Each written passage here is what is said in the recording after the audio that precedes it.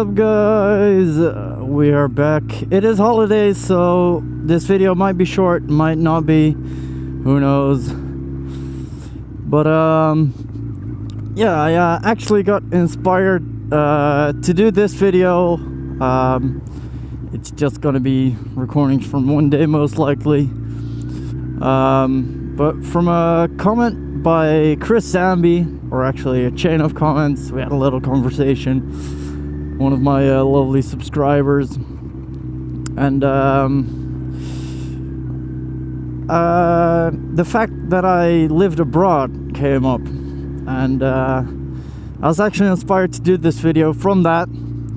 I was like, I could tell about me living abroad, or I could just kind of make a video about who I am, where I come from, all that sort of stuff, and give you guys a little bit more info about who I am. Who is Lith Rides? Well, it all started 25 years ago, a bit more, in Bodegraven in the Netherlands, where I was born. 20th of March 1992. That's when all hell broke loose, and this guy was born.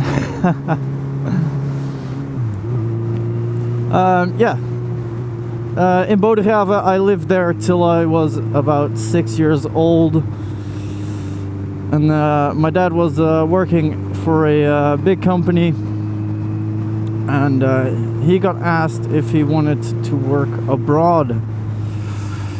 And he took that opportunity, and that is when it was actually a strange place to move to. Maybe not if you know the company, but we moved to Saudi Arabia in the Middle East in I believe it was 1998 or 1999, something like that. My sister was only 4 years old, but yeah, we moved to Saudi Arabia.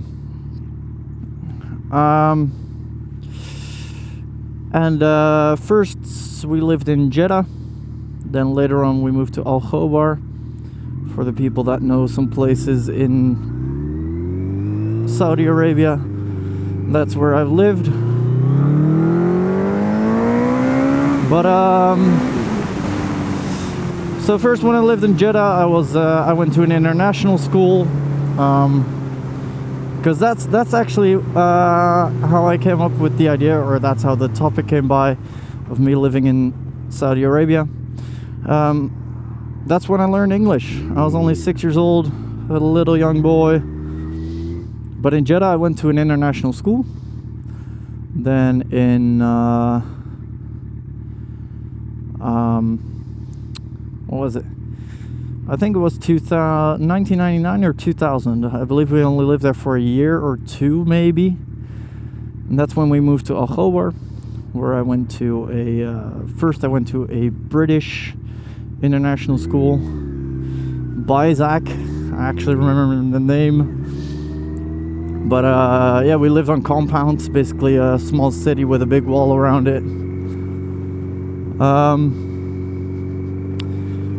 But yeah, first a British international school, later on an American international school, which where eventually a couple of Dutch teachers gave class. So the last year or so, maybe half year, I'm not sure how long.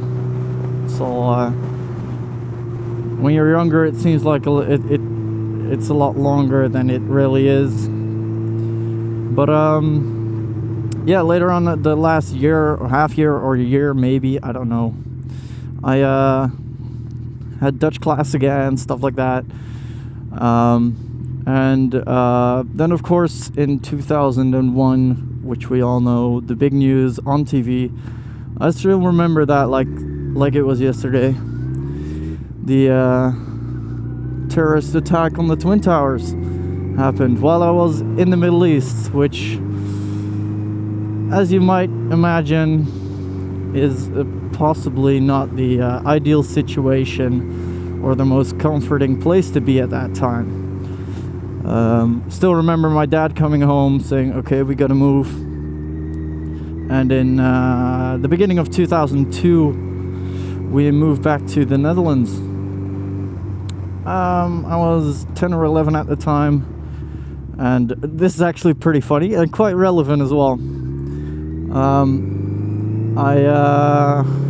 Because in Holland, in elementary school, you have 8 years of elementary school. I came back when I had to go to the 7th year.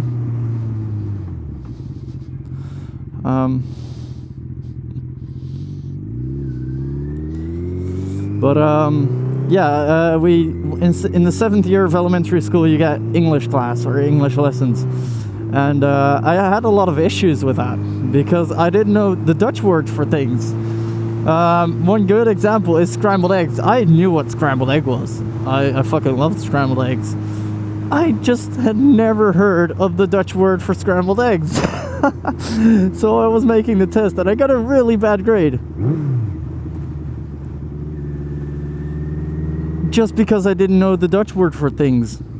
Which sounds really stupid, but it's actually pretty funny. When I was 16, I got a moped, got my license, started driving that. First was some kind of weird scooter thingy. Later on, it was pretty much an off-road sort of dirt bike moped, 50 cc's. They're allowed to go 45 kilometers an hour in Holland. Mine went 90. Pretty much the same as every other scooter or moped does in Holland. Goes too fast. But that's when I really started riding or learning how to ride. It was a manual as well. It's not a Vario, so I learned how to shift as well. And that's when it really started growing. And when I was 18, I sold that thing because I moved to Woerden. Lived in Bodegraven since I went back from Saudi Arabia.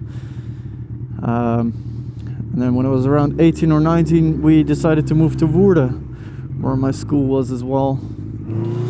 Went to school, eventually finished off secondary school. I'm not sure what it's called, and I think the abbreviation is SGSE. Senior General Secondary Education, if I'm correct. Took a couple of years longer than it should have, but eventually got my diploma for that. I went on to, partially because my dad, I don't want to blame him for this. I actually want to thank him for supporting me in everything. But it was like, yeah, you need something that has potential, that has good job opportunities. So I decided to sort of follow in my dad's footsteps and study information technology, IT. The first school I went to, I just absolutely hated the school. Couldn't get along with the teachers at all. So I decided to change schools. After about a year, so I didn't even finish my first year when I decided I wanted to change schools. So I changed schools, and about 2-3 months in, I was like, I'm not made for this. I am not an office type guy. I can't be working in an office 40 hours a week. It's not the way I am. And the job I have now as a activity instructor, mostly drifting, anti-skid courses, stuff like that. Yeah, that kind of it's stuff I love to do. It's no office work, stuff like that. I don't have a 9-to-5 mentality. But before all that happened, I decided to study aeronautical engineering. Looking back at it, I honestly don't know why I made that decision. At the time, I was really interested in it, and it is something that is really interesting to me, the engineering, stuff like that. But it just wasn't, it still, actually, it is what I'd really love to do. But during that year, I got a pneumothorax, a punctured lung, and I had to I had to stay at home for 2 months. I was in hospital for a week. But yeah, aeronautical engineering. Was in hospital for a week. Took 2 months to recover from that. Mostly recover. But still had a pretty long full recovery after that. It was a what do you call it? It was university level, but a University of Applied Sciences. It's not a research university, but a University of Applied Sciences. And missing out on 2 months of class on that, it was impossible to catch back up and continue. So I said, okay, I'm done for now. I'm just gonna take a year off, work, and just see where I'm gonna go with my life. And that actually really paid off. First of all, made quite some money, which allowed me to take motorcycle lessons and buy a bike. And it really gave me time to think about what I wanted to do. And then eventually I came to the conclusion that because I really love music. Music has always been a big part of my life. I learned to play guitar since when I was 10 or 11, just as I came back from Saudi Arabia. And music had always been a big part of my life. So I decided to do something with music, and not the first thing you'd think of. I decided to study stage technology. And probably the best choice I made education-wise. I fucking love it, and during the school year, or this year basically, I'm in the second year now, I really realized that I absolutely love studio work, studio recording, stuff like that. That is really, really awesome to do, and something I really see myself doing. That's basically it's a short recap. There's of course tons of other stuff about me. You can always ask in the comments, of course, but that's basically how I came to be. And YouTube wise, it's a little extra. I always watched motovloggers for a long time, since I was about 17, I think. I already started to watch the really early motovloggers, like when it really started, and I was always like, yeah, that seems pretty awesome. It's pretty awesome to do. And when I got my license, I was like, well, yeah, I'm gonna learn how to ride first a bit, kind of get my own style of riding, stuff like that, get used to the bike, all that sort of stuff. And then I decided to buy a camera, throw it on my helmet, and that's how the channel started. And holy shit, guys, it's going pretty well if you ask me. It definitely surpassed my expectations. I never expected to go over 100, let alone start creeping up on 200 subscribers.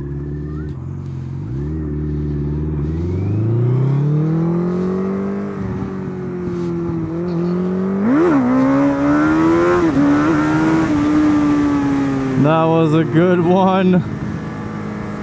Not sure how long it's going to be. I feel like it's quite a long story. But if you have questions about it, just ask in the comments and I'll answer if I can. What's up, guys? Thank you for watching this video. I hope you enjoy it. I know it's a little bit different than you're used to. The same for the outro. If you really enjoyed, make sure you smash that like button. Make sure you subscribe.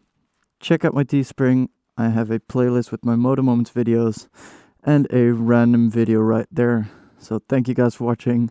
I'll see you guys next time.